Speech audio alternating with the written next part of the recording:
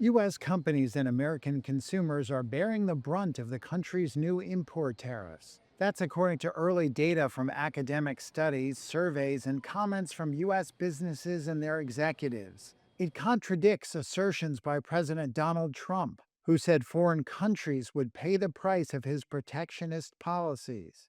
But early indications show that through the first months of Trump's new trade policy, it is U.S. companies that are footing the bill and passing on some of it to the consumer, with more price hikes likely to come. A Harvard Business School study found that imported goods have become 4% more expensive since Trump started imposing tariffs in early March, while the price of domestic products rose by 2%. The biggest increases for imports were seen in goods that the United States cannot produce domestically, such as coffee, or that come from highly penalized countries like Turkey. These price hikes, while material, have been generally far smaller than the tariff rate on the products in question, implying that sellers were absorbing some of the costs. A White House spokesperson said, quote, Americans may face a transition period from tariffs, but that the costs would, quote, ultimately be borne by foreign exporters.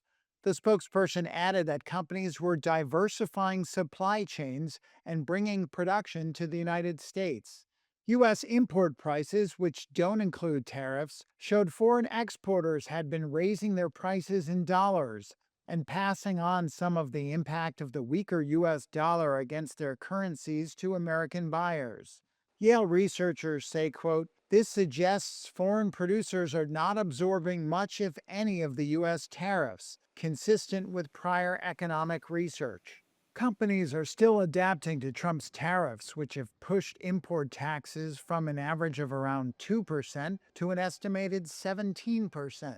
Meanwhile, exporters, importers, and consumers are jostling over who will end up paying for the tariffs, which come to around $30 billion a month. Some companies are raising prices, including Tide detergent maker Procter & Gamble. And Reuters analyses of e-commerce websites Shein and Amazon were already showing robust price increases for Chinese products sold in the United States, ranging from clothing to electronics.